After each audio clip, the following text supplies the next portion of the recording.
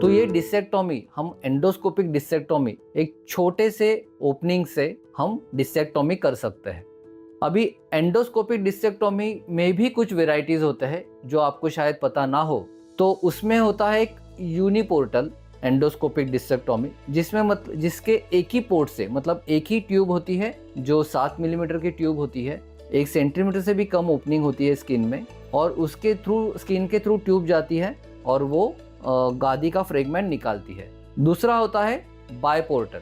बायपोर्टल मतलब 2 पोर्ट्स होते हैं, जिसमें से एक पोर्ट से दूरबीन जाती है और एक पोर्ट से इंस्ट्रूमेंट जाता है। तो इसे हम यूबी ही बोल सकते हैं, यूनिलैटरल बायपोर्टल। ये कॉमन फिलहाल एंडोस्कोपिक की सर्जरी है, पर इसमें 2 छोटे छोटे कट्स होते हैं। तीसरा एंडोस्कोपी का एक टाइप है जो ट्यूबुलर है। मोस्ट ऑफ द अभी ये जो पहले जो सर्जरीज बताए, तो वो सर्जरीज में हम कैमरा के द्वारा सामने स्क्रीन पे देख के सर्जरीज करते हैं।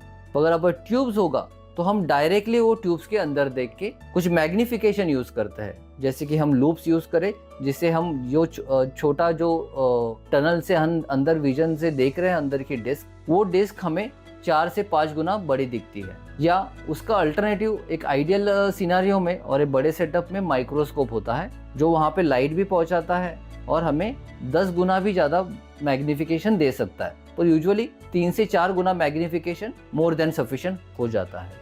तो इसे बोलते हैं माइक्रोट्यूबुलर एंडोस्कोपिक डिसेक्टोमी। ये थर्ड टाइप ऑफ एंडोस्कोपिक डिसेक्टोमी है जो कॉमनली परफॉर्म होती है। एंडोस्कोपी के अलावा और एक माइक्रोस्कोपिक सर्जरी होती है, जिसमें हम ऑलमोस्ट 2.5 से 3 सेंटीमीटर का स्किन का कट करते हैं, अगेंस्ट एंडोस्कोपी, प्योर एंडोस्कोपी, जिसमें हम 7 मिलीमीटर का कटिंग स्किन कट करते हैं।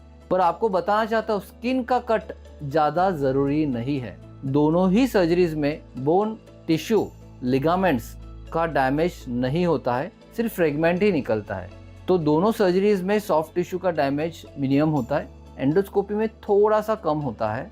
पर अदरवाइज हम देखा गए रिसर्च के हिसाब से, एविडेंस के हिसाब से, तो माइक्रो डिसेक्टोमी जो एंडोस्कोपी का प्रकार नहीं है पर एक माइक्रोस्कोपिक ही सर्जरी है, वो अभी भी गोल्ड स्टैंडर्ड सर्जरी कंसिडर की जाती है।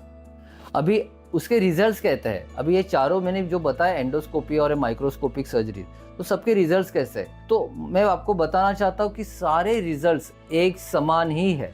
पर एंडोस्कोपिक डिसेक्टोमी के रिकरेंस रेट, मतलब डिस्क वापस दिखना थोड़ा सा ज़्यादा है, स्पेशली डिसेक्टोमी में। अगर हम एंडोस्कोपिक फ्यूजन में जाते हैं तो एंडोस्कोपी का और एक उधर एक सिग्निफिकेंट ड्रॉबैक है, और बड़ा ड्रॉबैक है कि काफ़ी फ्यूजन सर्जरी जो इम्प्लांट्स के साथ यूज होते हैं, हमें अच्छा लगता है एंडोस्कोपिक सर्जरी करवाइए, हमें अच्छा सुनने में अच्छा लगता है, पर काफ़ी बार ये एंडोस्कोपिक सर्जरी फ्यूज होती नहीं है एंडोस्कोपिक टेक्निक के लिए। और जहाँ पे फ्यूजन करना है, जहाँ पे हमें आइडियल एम है कि जो मन का स्लिप हो रहा है उसको चिपकाना है, तो काफ़ी बार वो फ्यूज होता नहीं है। सिर्फ 30 से 40% टाइम में ही रिसर्च और एविडेंस के हिसाब से वो फ्यूज होता है, अगेंस्ट मिनिमल इन्वेजिव या ओपन सर्जरीज जहाँ पे 70 या 90% से ज़्यादा टाइम वो फ्यूज हो जाता है। तो ये बात थी एंडोस्कोपिक सर्जरी और फ्यूजन्स के बारे में।